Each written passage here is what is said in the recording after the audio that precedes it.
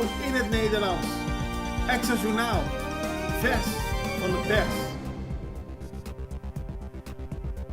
Eigenlijk heb ik getracht op de meest belangrijke landen die volgens mij van invloed zijn op de geopolitieke situatie en invloed voor onze eilanden weer te geven. Daar gaat het over Venezuela, waarvan wij weten dat de economie en de politieke situatie zeer moeilijk is. Dat heeft ons doen kennen een immigratiestroom die voor onze kleinschaligheid heel groot is. Vanuit Venezuela zijn ongeveer zo'n 7 miljoen mensen gevlucht. Wij hebben een vrij grote hoeveelheid Venezolaanse mensen, waarvan ook een stuk ongedocumenteerden, die dus ook van invloed zijn, laten we zeggen, op de werkgelegenheid. Er is een soort grijze economie ontstaan. Ook hebben we gezien dat door de sancties die genomen zijn door de Verenigde Staten en door Europa, eigenlijk de raffinaderij niet open kon worden gehouden. Want PDVSA was altijd een fallback-positie. Het scheelt ongeveer 459 miljoen per jaar aan inkomen. En de inkomsten bedroeg ongeveer 8% van het bruto nationaal product van Curaçao.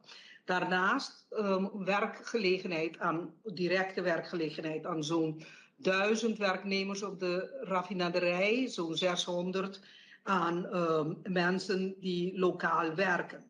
Dus we zien dat het een grote impact heeft gehad, ook op de criminaliteit. In mijn inleidende opmerking heb ik gezegd dat het niet helemaal goed te scheiden valt, geopolitieke invloed van de criminaliteit. Je ziet mensenhandel, voornamelijk vrouwenhandel, die in de prostitutie, gedeelte belandt in de prostitutie. Wapenhandel is geconstateerd met zware geautomatiseerde wapens die gebruikt worden door benden. Afpersingen, bekend zijn gevallen waarvan vanuit Venezolaanse bodem Venezolanen hier afgeperst worden om geld te betalen die ze niet hebben. En dus lokt het meer overvallen uit. De humanitaire hulp die wij moeten bieden volgens de verdragen is zeer moeilijk aan te voldoen. We hebben soortgelijke problemen als u kent in Ter Apel. En wij hebben eigenlijk ook extra kosten voor medische zorg. Buitenlandse inmenging van Venezuela is niet zonder meer te constateren of te denken dat het er niet is. Het is niet duidelijk. Er is een gedeelte van de bevolking die eigenlijk erg pro-Venezuela is. Hoe ver ze zijn beïnvloed is niet helemaal duidelijk vanwege de staat. Ook is er invloed van Haiti. We weten allemaal de bendes die daar nu heersen. Dat kan zijn invloed hebben op de immigratie. We hebben een vrij grote gemeenschap vanuit Haiti. Ook bendes kunnen hier komen. Evenwel lijkt het niet waarschijnlijk dat vanuit de staat beïnvloeding is. Colombia ook.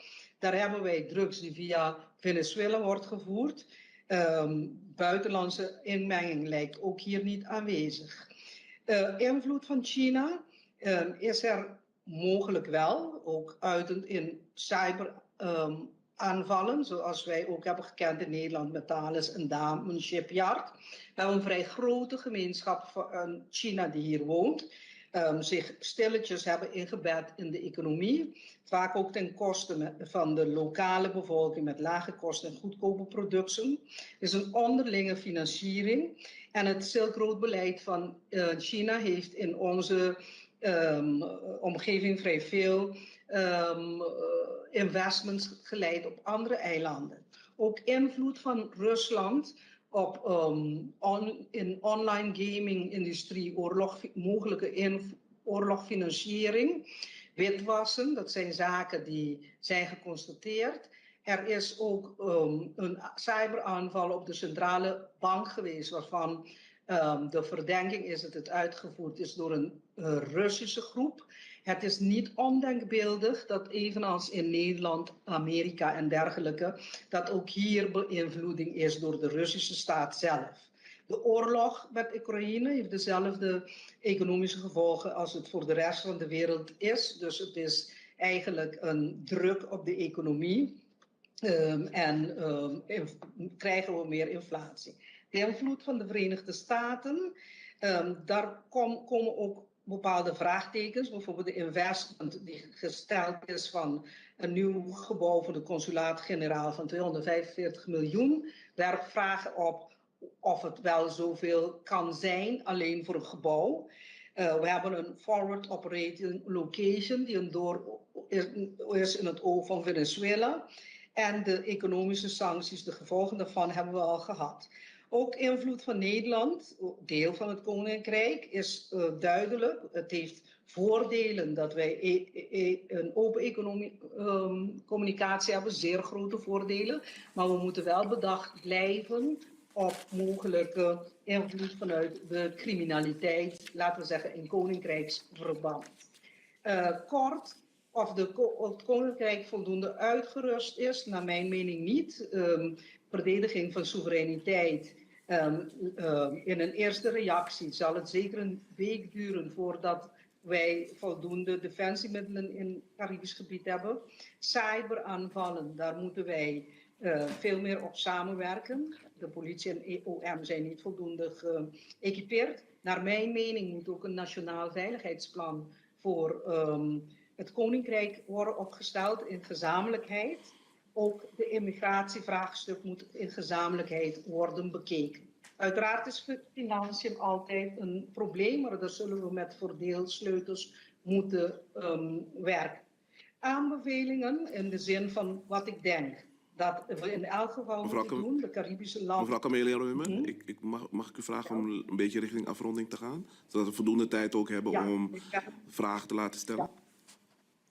Ja, ik ben op het laatste punt. Naar mijn mening dienen de Caribische landen de posities op de ambassades te bemensen. Daar zijn afspraken over met het departement van Buitenlandse Zaken. We moeten ook nagaan of de Caribische eilanden lid moeten worden van de NAVO, of de Caribische landen bedoel ik. Zoals ik eerder zei, veiligheidsbeleid moet gezamenlijk worden opgesteld en voor de financiering zullen we een verdeelsleutel moeten afspreken. Tot daar. Dank u wel voor de toelichting. Ik zou graag aan de heer Gertog Ziens hier willen vragen om kort ook zijn position paper toe te